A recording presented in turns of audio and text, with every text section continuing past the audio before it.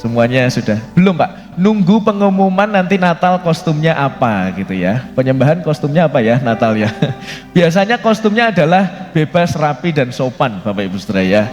Jadi kita sudah bisa menikmati Natal, nuansa Natal dan harapannya ini boleh membangun kita semuanya untuk bisa lebih semangat ya. Dan hari ini kita akan membahas sebuah tokoh, satu keluarga. Kalau minggu lalu kita belajar tentang Abraham, nah hari ini kita belajar keturunannya, salah satu keturunannya.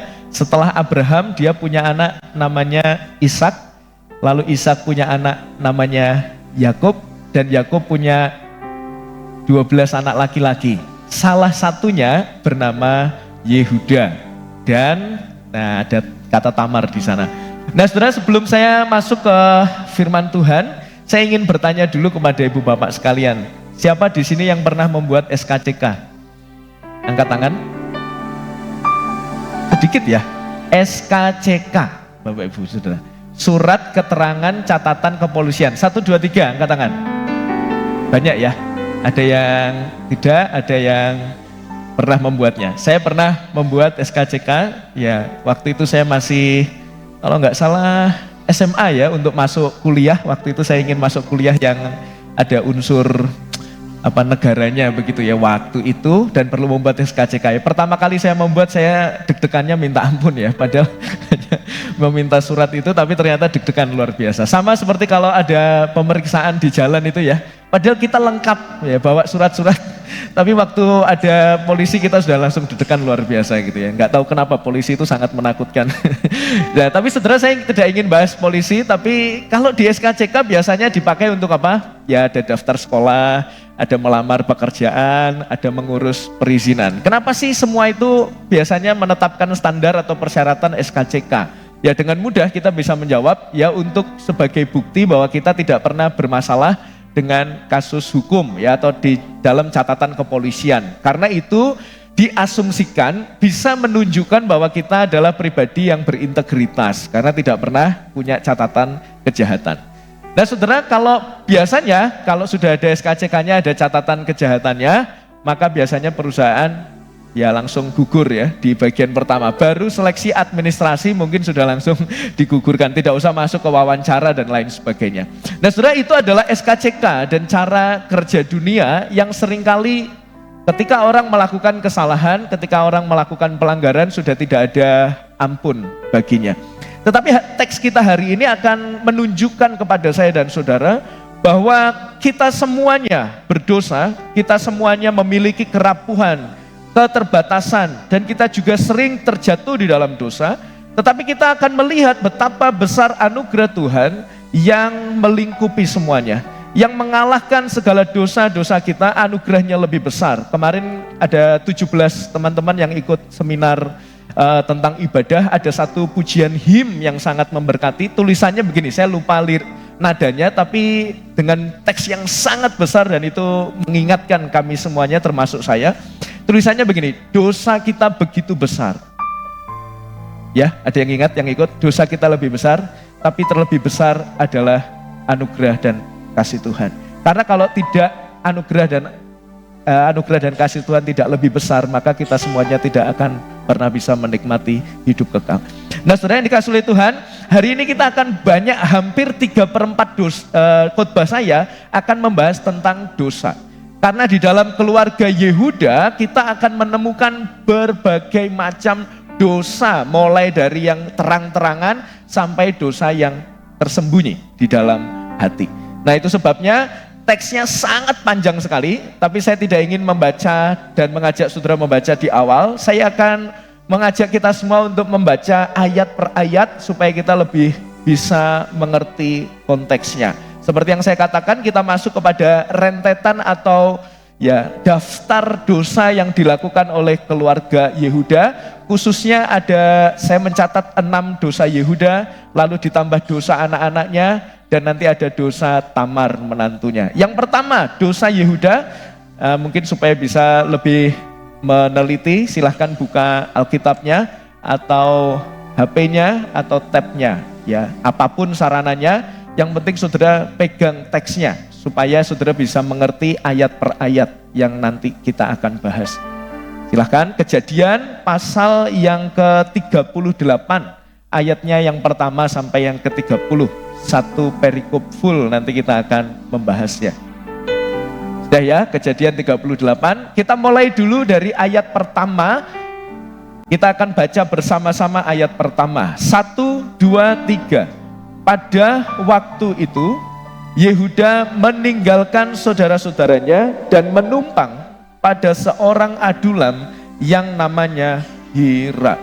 Saudara, menariknya dari teks yang kita baca ini, kita bisa menemukan sebuah tindakan yang dilakukan oleh Yehuda yang dia pergi meninggalkan saudara-saudaranya, menumpang pada seorang adulam dan namanya disebutkan adalah Hira. Menariknya saudara, ada frase waktu itu. Menurut saudara, waktu itu menuju kepada waktu apa? Waktu makan bersama? Atau waktu dia menikmati bersama dengan saudara-saudaranya yang lain? Atau apa? Waktu ini waktu apa? Kalau kita melihat di dalam Kejadian 37, mundur satu pasal, kita tahu konteksnya adalah Yusuf dijual ke orang Midian. Jadi ada konflik di keluarga Yakub karena bapaknya lebih pilih kasih ya, dia lebih cinta kepada Yusuf, lalu saudara-saudaranya semacam iri. Singkat ceritanya dia mau membunuh, tapi Ruben bilang jangan dibunuh, dimasukkan sumur aja. Lalu kemudian si Yehuda bilang gak usah dimasukkan sumur, dijual saja. Ya, itu konteks pasal 37. Jadi waktu itu sesaat setelah Yusuf dibawa orang-orang Midian, dijual oleh Yehuda dan kakak-kakaknya, dicatat di sana Yehuda meninggalkan saudara-saudaranya dan pergi ke adulam. Kira-kira dia ngapain pergi, Bapak Ibu Saudara? Nah, ini uniknya, ini menariknya, dan saya mencatat ini sebagai dosa Yehuda karena di tengah konflik keluarganya, di tengah konflik saudara-saudaranya dan melibatkan dirinya, dia kemudian memilih untuk meninggalkan mereka dan pergi ke sebuah tempat yang disebut orang Adulam. Nah, kalau kita berbicara Adulam itu daerah yang sangat dekat dengan Kanaan, maka itu sebabnya di pasal ayat kedua nanti dia melihat perempuan-perempuan Kanaan di sana. Tetapi di bagian pertama dia pergi di saat yang tidak tepat, di saat keluarganya chaos, keluarganya sedang konflik, dia pergi di saat yang tidak tepat, tapi dia juga pergi ke tempat yang tidak tepat, karena dia pergi keluar dari daerah Israel menuju ke tanah Kanaan, dan dia pergi bersama dengan orang yang tidak tepat. Jadi sudah sangat komplit sekali saudara. Dia pergi di saat yang tidak tepat, bersama dengan orang yang tidak tepat, menuju tempat yang tidak tepat. Karena tanah Kanaan itu adalah, ya istilahnya kalau dalam bahasa perjanjian lama itu adalah orang kafir ya saudara. Jangan samakan, oh kalau sekarang nanti agama yang lain ini namanya agama kafir. Bukan, ya ini konteks perjanjian lama.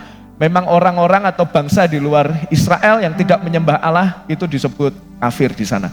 Nah saudara yang dikasihi oleh Tuhan, kita bisa melihat dosa Yehuda yang pertama di mana dia justru tidak masuk kepada keluarganya dan berusaha memulihkan keadaan, tetapi dia memilih jalannya sendiri. Justru dia ingin membangun kehidupannya sendiri di tempat yang semestinya tidak dia datangi. Nah saudara yang dikasihi oleh Tuhan, mungkin kita juga sering melakukan apa yang Yehuda lakukan. Wah Pak, saya sudah pusing Pak. Wah di pekerjaan begini, di keluarga begini, lalu masuk kemana-mana di gereja juga begini Pak, sama ruwetnya. Lalu saya pergilah Pak refreshing ke sebuah tempat. Nah tempat ini jadi tanda tanya, kemana biasanya kita melepaskan segala penat kita? Ya saya banyak menjumpai orang-orang yang ke gereja, Kristen, tapi kalau stres, larinya ke tempat-tempat yang tidak semestinya dikunjungi orang Kristen. Pak, di sana itu jedak-jeduk Pak. Saudara sudah nangkep ya, jedak-jeduk itu apa? Jedak-jeduk Pak, wah kalau masuk ke sana Pak, itu sudah lupa Pak semuanya. Nah pulang dari sana, nah itu Pak sudah fresh lagi. Nah saya siap lagi menghadapi kehidupan, padahal juga enggak sih, karena masalahnya enggak akan selesai. Atau saudara mencoba mencari tempat refreshing dan lain sebagainya, ke tempat-tempat yang lainnya yang mungkin kita tidak ada yang pernah tahu. Saudara-saudara seiman, saya tidak pernah tahu, tetapi saudara punya tempat-tempat, punya orang-orang, komunitas-komunitas yang mungkin justru akan menjauhkan kita dengan Tuhan.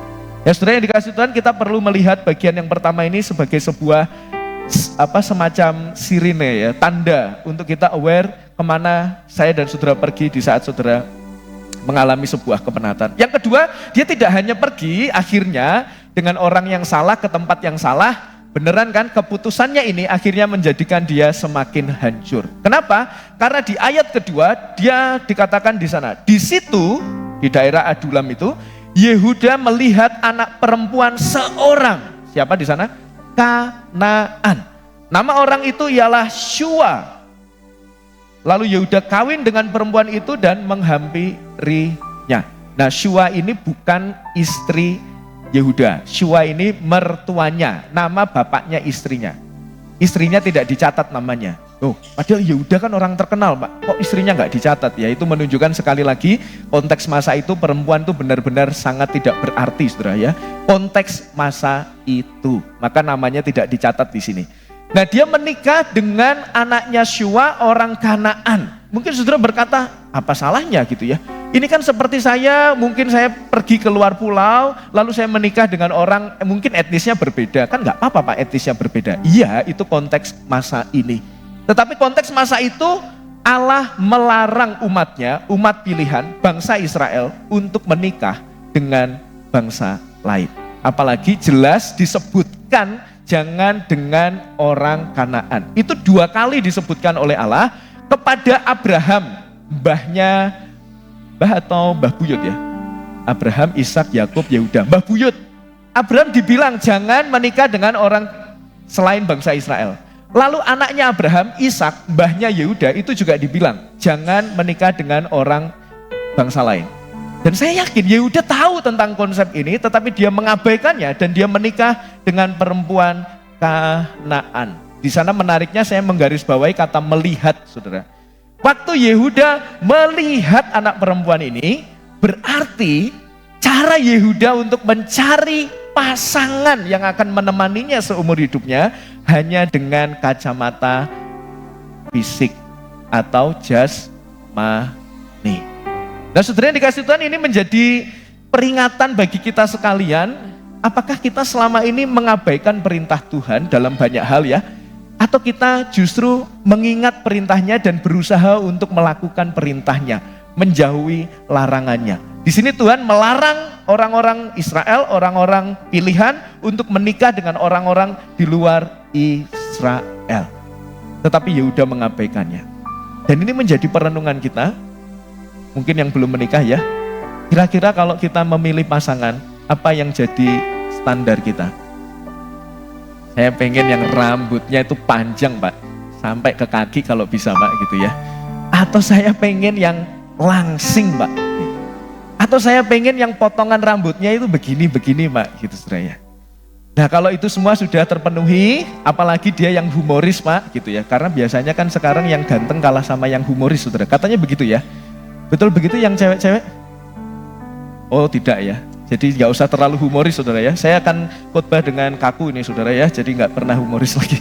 Nah saudara yang dikasih Tuhan, kita seringkali memilih atau menentukan pasangan standarnya adalah fisik. Maka ada sebutan bobot, bebet, bibit. Betul ya? Bobot, bebet, bibit. Ya apalah itu saudara, yang penting itu pasti mengarah kepada apa? Apa yang dia miliki, dia ganteng enggak, dia punya kekayaan enggak, dan lain sebagainya. Dan kita mengabaikan aspek rohani.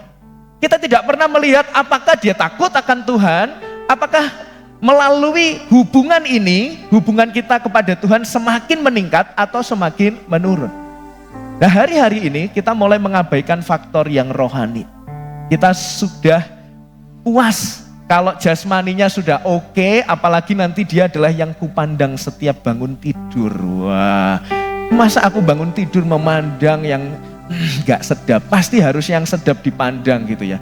Jadi pertimbangan kita hanya apa? Yang jasmani. Nah ini menjadi peringatan bagi kita sekalian. Jangan sampai saudara, kita memilih pasangan hanya berdasarkan yang jasmani. Saya tidak mengatakan fisik itu tidak boleh menjadi pertimbangan, ya boleh saja saudara ya, tapi jangan sampai itu mengalahkan hal-hal yang jauh lebih esensial dan prinsip, yaitu tentang rohani. Nah, ada dosa Yehuda yang ketiga, tapi saya ingin melihat kepada dosa Er dan Onan dulu sesuai dengan urutan ayat ini saudara ya. Dikatakan ceritanya adalah waktu itu Yehuda nikah dengan anaknya Shua, punya 3 orang anak. Siapa anaknya Bapak Ibu? Er. Nah ini yang nggak bisa jawab kayaknya nggak baca bacaan harian ini ya. Er, Onan, siapa? Shela. 2 laki-laki 1 perempuan ya? Enggak ya? Shela itu laki-laki ya, mungkin sekarang banyak yang namanya Shela itu perempuan. Tapi Er, Onan, Shela itu semuanya laki-laki. Singkat cerita, diceritakan Er penuh dengan kejahatan lalu dibunuh oleh Tuhan. Ya ini Alkitab tidak memberitahu kita apa kejahatan Er. Yang penting kejahatannya besar lalu Tuhan membunuhnya. Nah yang diceritakan kejahatan itu adalah si Onan. Kejahatannya apa? Nah saudara perlu memahami konteksnya. Kalau ini ya anak barep, ini kan Er ya sama Tamar. Er-nya meninggal, berarti di budaya Israel ada yang namanya levirat. Levirat itu kalau kakak ini meninggal, adiknya ini harus menggantikan kakaknya untuk menghasilkan keturunan. Er dan Tamar gak punya anak, maka Er mati, harusnya yang menggantikan adalah Onan lah naik, harusnya dia bersetubuh dengan Tamar dan menghasilkan keturunan. Saudara tahu ya, keturunan bagi konsep pandangan bangsa Israel itu sangat penting, karena itu kaitan dengan warisan dan lain sebagainya, tanah dan lain sebagainya. Maka harus ada keturunan. Nah, Onan berkewajiban dan diminta oleh Yehuda, ya, bapaknya, kamu harus bersama dengan Tamar dan melahirkan keturunan. Lalu Onan melakukan hal yang mungkin kita nggak pernah pikirkan. Waktu dia bersetubuh dengan Tamar, dicatat di sana dia selalu mengeluarkan maninya di luar. Jadi maninya dibiarkan terbuang. Dengan satu dasar pikir apa? Kenapa Onan tidak mau untuk bisa memberi keturunan kepada Tamar? Tafsiran saudara ya, ini tafsiran. Menurut saya, Onan mementingkan dirinya sendiri. Kenapa? Karena kalau dia memberikan keturunan dengan Tamar, Onan dan Tamar punya keturunan. Nah keturunannya ini tidak dianggap jadi keturunannya Onan, tapi jadi keturunan kakaknya dan Tamar. Maka kalau nanti Yehuda mati, maka yang menerima siapa? Warisan pertama siapa? Adalah si anaknya Tamar dan Yehuda ini. Tapi hasil dari Onan. Saudara nangkep ya? Itu akan mengurangi potensi.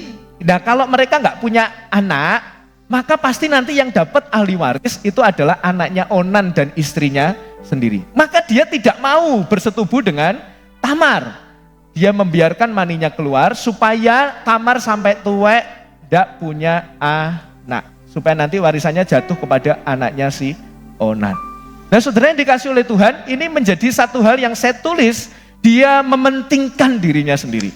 Dia mementingkan dirinya sendiri, kepentingannya diri, kepuasannya sendiri, itu menjadi hal yang utama. Dan itu menjadi dosa Er dan Onan. Bahkan Tuhan mencatat itu bukan dosa yang remeh-temeh, karena hukumannya langsung mati. Jadi Er, Onan, anak 1 dan kedua langsung mati. Jadi sekarang kita bisa tahu saudara ya, kondisinya sedang ada Yehuda, istrinya, anak terakhir Shela dan juga si Tamar, menantunya. Nah lalu kemudian saudara yang dikasih oleh Tuhan, kita juga bisa melihat dosa Yehuda, yaitu dia menyalahkan orang lain. Saudara bisa melihat di ayat ke-11 ya. Lalu berkatalah Yehuda kepada Tamar, menantunya itu. Nah Yehuda bilang ke Tamar setelah si Onan mati ya, tinggallah sebagai janda di rumah ayahmu. Jadi disuruh balik ke rumah ayahnya, sampai anakku Shela itu menjadi besar. Sebab pikirnya jangan-jangan ia mati seperti kedua kakaknya, maka pergilah Tamar dan tinggal di rumahnya. Jadi supaya lebih jelas, Shela masih kecil, saya tidak dicatat usianya berapa. Nah dia menjadikan Shela yang masih kecil ini sebagai alasan supaya tidak bersetubuh dengan Tamar. Maka Tamar disuruh pulang ke rumah bapaknya, Shela masih kecil, nanti nunggu besar saja baru saya pertemukan dengan Shela. Kelihatannya baik kan saudara, tapi ini adalah sebuah strategi. yang diatur oleh Yehuda supaya Shelah tidak bertemu dengan Tamar. Dan ini menunjukkan dia menyalahkan orang lain. Kenapa? Karena di dalam pikiran Yehuda yang membuat semuanya ini berantakan, yang membuat mati, yang membuat Onan mati, itu adalah Tamar. Jadi biang keroknya adalah Tamar. Jangan-jangan Shelah tak kasih ke Tamar, habis ini Shelah mati. Jadi di dalam konsep berpikir Yehuda, dia tidak ada yang namanya introspeksi diri, tidak ada. Dia hanya tahu Tamar yang salah, Tamar biang keroknya, maka Tamar perlu disingkirkan supaya Shelah bisa tetap hidup. Saudara yang dikasihi oleh Tuhan, itu menunjukkan betapa dia merasa benar dan tidak pernah mengakui kesalahannya. Dia tidak pernah merenungi, merefleksikan diri, saya ini salah atau tidak, tetapi dia cenderung menyalahkan orang lain. Padahal kita tahu sebenarnya ini semua diawali oleh Yehuda yang salah mengambil keputusan di awal sehingga keluarganya semuanya berantakan. Dan tidak hanya di situ, setelah peristiwa itu diceritakan, singkat cerita, di sana dikatakan di ayat 12 selanjutnya ya, ini dosa keempatnya Yehuda. Setelah berapa lama matilah anak Shua istri Yehuda. Jadi istrinya mati. Setelah anak Barep anak kedua mati, ganti sekarang istrinya mati. Nah menariknya, habis istrinya mati di sana dikatakan, habis berkabung, pergilah Yehuda ke Timna kepada orang-orang yang menggunting bulu domba-dombanya bersama dengan Hira sahabatnya, orang Adulam itu. Saudara perhatikan, sehabis berkabung, Yehuda langsung pergi ke Timna untuk menggunting bulu domba. Mungkin saudara akan berkata, apa salahnya Pak gitu ya? Masa perkabungannya udah selesai, lalu dia pergi ke Timna. Nah, saudara perlu tahu dulu apa yang dilakukan di Timna. Nah, ini tidak dicatat di dalam Alkitab, tetapi dalam beberapa buku dikatakan ketika ada budaya menggunting bulu domba, itu bukan hanya soal pekerjaan. Jadi bukan hanya kerja soal gunting domba, bukan. Tapi itu semacam festival rakyat gitu loh saudara. Jadi ada pesta di sana, ada jamuan di sana, ada anggur di sana, di saat menggunting bulu domba di Timna itu. Jadi ada kesenangan saudara di daerah Timna itu waktu menggunting bulu domba. Ada banyak kenikmatan, ada banyak kesenangan di sana, dan Yehuda pergi ke sana setelah istrinya meninggal dunia. Nah kita bisa melihat pola yang sama ya saudara. Yehuda di bagian awal tadi apa? Waktu Yusuf adiknya dijual, dibawa orang Midian, dia justru pergi kan? Pergi ke tujuannya sendiri, cari enake dewe, dia pergi ke Adulam. Di bagian ini istrinya meninggal, dia langsung pergi ke daerah yang lain lagi di Timna yang penuh dengan kesenangan. Jadi saudara sudah mulai melihat karakter Yehuda ya, karakter yang mudah sekali mencari hal yang baru dan kesenangan-kesenangan itu yang berusaha dicapai oleh Yehuda.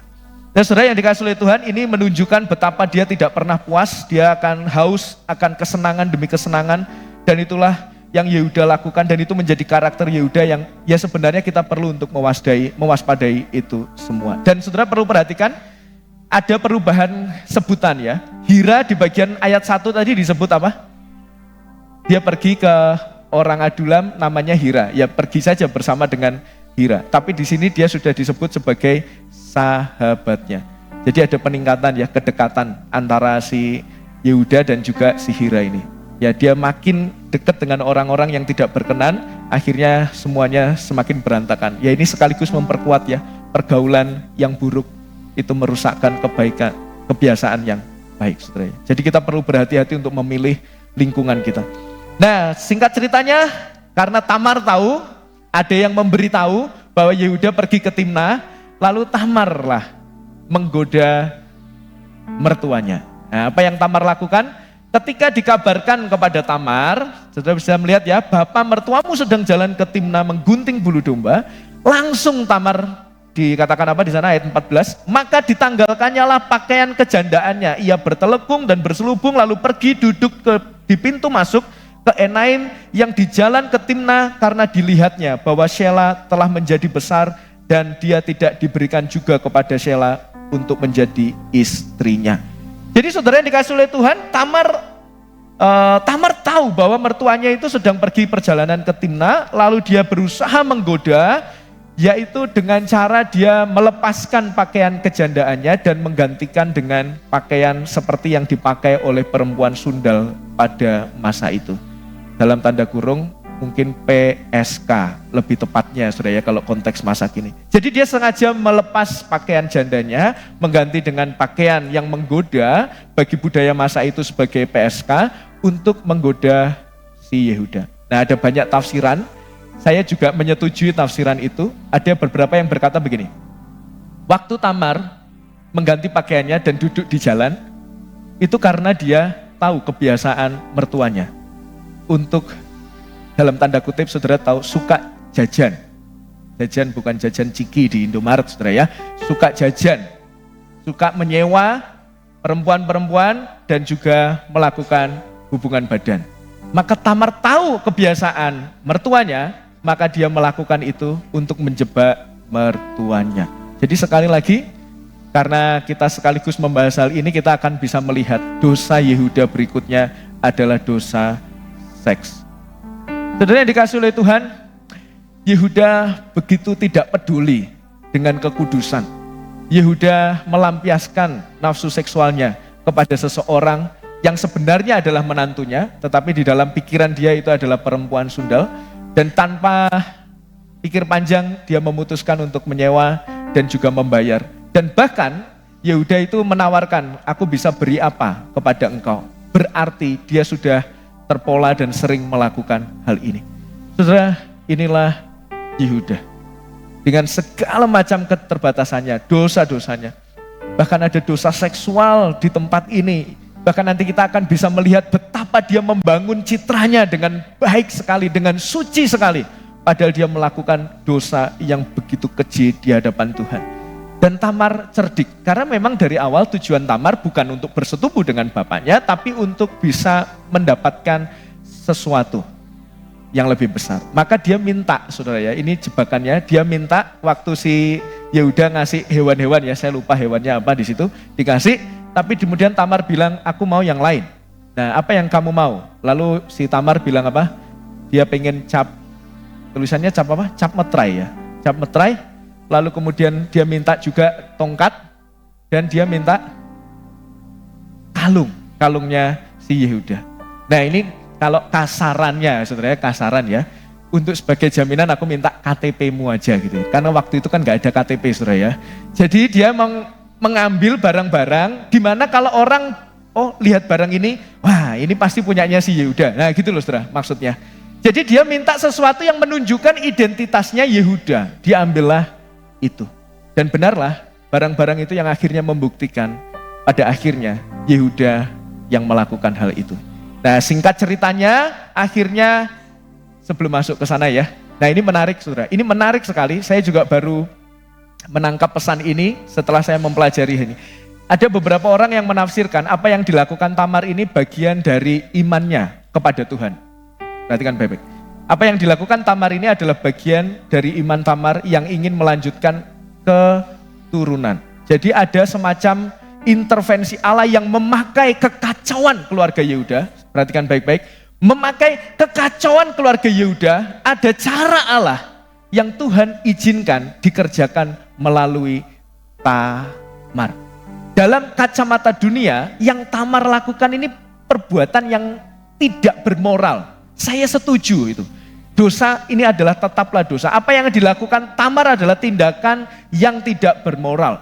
Tetapi di balik tindakan Tamar, ada antusiasme Tamar untuk melanjutkan keturunan yang kudus dari Allah, bahkan dengan cara mempertaruhkan nyawanya sendiri.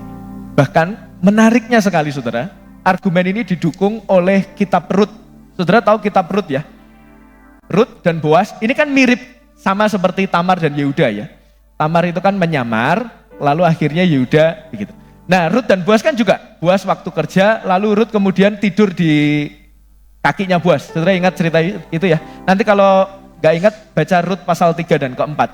Jadi Rut itu semacam waktu Boas tiduran, dia datang malam-malam, dandan cantik disuruh Naomi, lalu kemudian dia tidur di kakinya, dan akhirnya kemudian dia menikah. Ya akhirnya jadilah pasangan itu saudara. Ini kan hampir mirip dengan Tamar ya. Nah waktu Rut dan Boas melahirkan anak, ya. Melahirkan anak namanya siapa?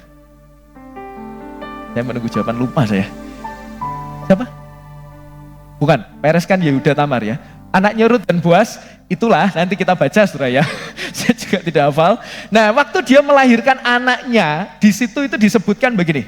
Iman Rut itu dipuji, dicatat di dalam Alkitab. Dia dikatakan begini, ketika mereka memuji Rut, mereka berkata, keturunanmu kiranya menjadi seperti keturunan Peres yang dilahirkan Tamar bagi Yehuda. Jadi kisah ini ternyata dicatat pada keturunan mungkin 3-4 keturunan setelahnya. Waktu Rut dicatat sebagai terpujilah anakmu ini seperti anaknya Tamar dan Yehuda, yaitu Peres. Jadi saudara, kita bisa melihat semacam ada cara Allah yang bekerja di tengah kebobrokan keluarga Yehuda untuk bisa membangkitkan satu keturunan yang nanti akan dipilih menjadi nenek moyang Kristus Yesus. Nah, kita masuk lagi ke dosa terakhir si Yehuda ya, yaitu penghakiman yang arogan, saudara ya. Dikatakan dia 24, sesudah kira-kira 3 bulan dikabarkan kepada Yehuda, Tamar menantumu bersundal, bahkan telah mengandung persundalannya itu. Lalu kata Yehuda, bawalah perempuan itu supaya dia dibakar. Lihat reaksi Yehuda, saudara. Waktu ada orang yang bilang, itu menantumu Tamar, itu ternyata telah bersundal dan hamil. Lihat reaksinya Yehuda. Wah, seperti orang yang maha suci, saudara. Dia bilang, bawa ke sini, kita harus bakar dia. Padahal hukuman pada masa itu kita tahu kalau orang ketahuan berzina, hukumannya itu bukan dibakar, tapi dirajam batu. Tapi dengan emosionalnya si Yehuda, dengan menunjukkan dia orang yang sangat suci, dia berusaha untuk kasih hukuman seberat-beratnya, kita bakar dirinya. Saudara, ini yang dinamakan begitu arogan sekali. Saya pernah bahas ini di dalam waktu kita belajar jangan menghakimi ya. Itu jangan menghakimi itu bukan larangan untuk kita menilai segala sesuatu, tapi perintah itu sedang melarang kalau kamu ingin menilai orang lain, nilailah dirimu dulu terlebih dahulu. Jangan kamu ada balok di matamu, tapi kamu bisa melihat selumbar di mata saudaramu. Ini yang dialami oleh Yehuda. Dia begitu congkak sekali, begitu arogan sekali, dia memandang dirinya sangat suci dan bisa sesuka hatinya menghukum orang yang berdosa. Dan akhirnya kita bisa melihat si Tamar menunjukkan bahwa orang yang punya 3 barang inilah yang melakukannya kepadaku. Dan akhirnya Yehuda berkata, bukan aku yang benar, tetapi perempuan ini yang benar. Di situ kita bisa melihat berbagai macam dosa Yehuda. Dia berdosa di sana dan sini, mulai dari yang kelihatan sampai yang ada di dalam hatinya. Dia sangka tidak ada yang tahu, saudara, tapi Tuhan tidak mungkin tidak tahu. Dia tahu sampai kedalaman hati kita. Jelas cerita semua ini, dosa-dosa keluarga Yehuda itu dicatat di dalam Alkitab, supaya tujuannya kita tidak terjatuh pada dosa yang sama. Ini semacam warning, peringatan. Kalau saudara tahu belajar dari kisah Yehuda, maka saudara tidak boleh jatuh ke dalamnya. Kita sudah diberikan peringatan oleh Alkitab. Maka kita perlu berhati-hati untuk menjaga hidup kita. Saudara yang dikasihi oleh Tuhan, kalau saudara tertegur oleh berbagai macam dosa-dosa dari Yehuda ini, mungkin saudara mirip dosanya 1, 2, 3, atau 4, bahkan 6-6-nya. Dosa Yehuda ini semuanya ada pada diri saya. Maka saudara saat ini bertobatlah di hadapan Tuhan. Ada seorang tokoh bernama Paul Washer, dia berkata begini, silakan dilanjutkan. Dosa itu seperti binatang liar, dan ketika kita mendekat, ia akan melahap dan menghancurkanmu. Jadi jangan pernah main-main dengan masalah ini, hentikan segera dan pandanglah hanya kepada keindahan salib Kristus. Saudara, tidak ada yang remeh-temeh dengan dosa. Kalau saudara saat ini menganggap enteng yang namanya dosa, mungkin dosanya saudara anggap kecil, Pak ini gak sebanding dengan dosa para koruptor yang besar. Atau saudara menganggap Pak tidak ada yang tahu, atau apapun, saudara bermain-main dengan dosa. Hati-hatilah saudara, dari dosa yang mungkin sedikit saudara lakukan, kecil saudara lakukan, itu akan membawa kepada kehancuran saudara. Jadi mari kita perhatikan setiap tingkah hidup kita. Hati-hati, jangan pernah remehkan dosa di dalam hidup kita. Kalau kita mendapati diri kita berdosa, maka sesegeralah mungkin bertobat dan memandang kepada keindahan Injil. Ingat saudara, dosa saudara itu sudah ditebus dengan harga yang sangat mahal. Sangat mahal. Saudara melihat Yesus Kristus dipaku di atas kayu salib. Dicerca, dihina, dilecehkan, dicambuk, darahnya tercurah untuk menebus dosa-dosa kita. Maka pertanyaannya, masihkah kita akan menikmati dosa ketika kita melihat pengorbanannya yang besar? Di bagian terakhir, kita akan melihat ada satu pertanyaan yang saya coba ajukan. Saya sengaja untuk membuat warnanya kontras, bukan kontras ya, sedikit tidak sulit untuk dibaca, supaya saudara bisa semakin perhatian dengan slide ini. Pertanyaan menariknya, mengapa keluarga yang begitu bobrok semacam ini, yang punya dosa sana dan sini, bahkan mungkin di dalam kacamata dunia atau mungkin dalam surat SKCK daftarnya begitu banyak, keluarga yang semacam ini dipakai Allah menjadi nenek moyang sang juru selamat. Mungkin kita bisa menambahkan kenapa Allah tidak memilih Yusuf yang di dalam teks Kejadian itu diceritakan hampir beriringan dengan Yehuda. Saudara tahu Yusuf itu diceritakan mulai dari pasal 36, 37, 38 berhenti bicara Yehuda, satu pasal saja, tapi setelahnya bicara soal Yusuf, Yusuf, dan Yusuf.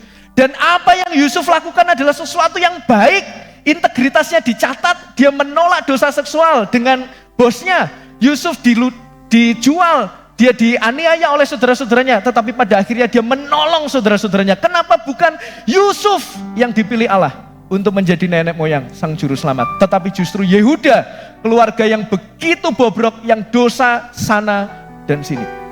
Saudara, seharusnya ini menjadi pertanyaan kita semuanya. Kenapa Allah memilih orang yang begitu berdosa ini untuk dijadikan sang leluhur, sang juru selamat? Saudara, secara singkat saya menyebutkan jawabannya. Karena ketika Allah memakai siapapun untuk menjadi sarana kemuliaannya, itu bukan karena kebaikan dan kecakapan kita, tapi hanya karena kemurahannya. Sekali lagi, karena ketika Allah memakai siapapun untuk menjadi sarana kemuliaannya, itu bukan karena saudara baik, bukan karena saudara terlalu saleh, bukan karena saudara punya kecakapan, tetapi karena kemurahannya. Saudara jangan salah paham, saya tidak mengatakan kalau begitu saudara jadi orang berdosa saja, nanti toh Tuhan juga akan pilih saudara dan pakai saudara. Tidak, saya tidak mengatakan itu. Yang saya ingin katakan adalah Allah bisa memakai orang yang punya kualitas hidup yang baik, Allah pakai. Tapi juga Allah bisa memakai orang yang bobrok sekalipun. Allah bisa memakai Yusuf yang begitu baik untuk penggenapannya. Kenapa? Kalau tidak ada Yusuf, orang Israel semua mati, kena kelaparan. Allah memakai orang seperti Yusuf yang baik, tetapi Allah juga memakai Yehuda yang begitu bobrok. Ini menunjukkan betapa dia berdaulat, dia punya otoritas, memilih siapapun untuk menunjukkan bahwa dialah yang harus dimuliakan. Kadangkala Allah justru tidak memakai orang-orang yang dalam tanda kutip terlihat baik, karena orang-orang yang semacam itu biasanya hanya mengklaim semua karena kemampuannya, semua karena dirinya, semua karena jabatannya, semua karena rekannya, semua karena segala apa yang dia miliki. Sehingga Tuhan ingin menunjukkan, bahkan dengan orang yang bobrok seperti ini pun aku bisa memakainya. Saudara, Allah ingin menyatakan kepada kita betapa ia itu lebih besar dari setiap pelanggaran dan dosa yang sudah ia bereskan di atas kayu salib. Dan ini juga memberitahu kita, perhatikan baik-baik, kesalahan kita hari ini, kebobrokan kita hari ini, bahkan kesalahan kita dalam mengambil keputusan hari-hari ini, itu tidak lebih besar dari apa yang Kristus sudah kerjakan di atas kayu salib. Kebobrokan saudara, kejatuhan saudara, kerapuan saudara, itu tidak lebih besar dari anugerah Tuhan. Ada anugerahnya yang telah menyelesaikan dosa kita dan rindu untuk memulihkan kita. Langkah yang harus kita ambil saudara, ini ayat yang penting, ayat 26. Yehuda memeriksa barang-barang itu, 3 barangnya tadi, lalu dia berkata, bukan aku, tetapi perempuan itulah yang benar. Berarti menunjukkan Yehuda menyadari semua kesalahannya.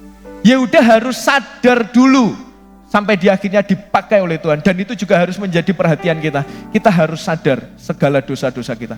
Saudara harus sadar bahwa saudara berdosa, dosa A, B, C. Saudara harus menyadari itu dan kembali bertobat kepada Tuhan. Dan karena pertobatannya itu, perhatikan, karena pertobatannya itu, dia dipakai oleh Tuhan dengan luar biasa di bagian berikutnya.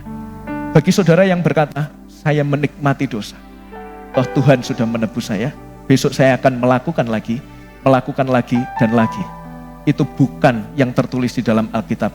Tuhan memakai pertobatan seseorang setelah dia memiliki atau merasakan anugerah Tuhan, dia pakai dengan luar biasa. Dengan kata lain, tanpa pertobatan, saudara tidak akan pernah dipakai apapun oleh Tuhan. Tanpa pertobatan, saudara tidak akan pernah dipakai oleh Tuhan. Saya mengundang pemain musik ke depan. Di akhir cerita ini selalu ada keindahan salib Kristus. Saudara, Yehuda yang berdosa itu, silahkan pemusik boleh ke depan. Yehuda yang berdosa itu, kita akan tahu kisahnya beberapa tahun kemudian.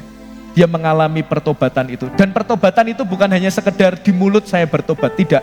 Tetapi dibuktikan pada setiap tindakannya. Kita tahu, cerita bertahun-tahun kemudian, terjadi bencana kelaparan, betul saudara ya? Lalu keluarganya Yakub, 11 anaknya ini, pergi ke istananya Yusuf, dan dia minta pertolongan. Saudara, singkat cerita, Yusuf tahu bahwa itu saudara-saudaranya, lalu dia meminta, adakah saudara yang lain? Lalu Benyamin dibawa. Si Yakub bilang, jangan bawa anakku yang ini, karena dia juga mengasihi Benyamin sama dia mengasihi Yusuf. Lalu kemudian Yehuda lah yang pasang badan, nanti aku yang bertanggung jawab. Lalu dia membawa Benyamin itu kepada Yusuf. Lalu Yusuf mengatur siasat, saudara ingat ya, pialanya ditaruh di tasnya Benyamin. Sampai akhirnya Benyamin diminta untuk balik lagi ke istana, tidak boleh pulang. Siapa yang pasang badan? Yehuda. Yehudalah yang bilang, bagaimana nanti saya pulang, bilang kepada bapakku kalau anak yang dikasihinya ditahan dan tidak kembali. Yehudalah yang berdiri di antara 10 saudara-saudaranya dan mau membela keluarganya. Yehudalah yang rela berkorban, berdiri, berbicara kepada Yusuf yang adalah adiknya sendiri, yang sudah dijual untuk menyelamatkan bangsanya. Saudara, cerita ini bukankah ini menunjukkan semacam tipologi dan bayangan bahwa Kristus juga rela berkorban, mati di atas kayu salib dan menjadi juru selamat bagi seluruh dunia.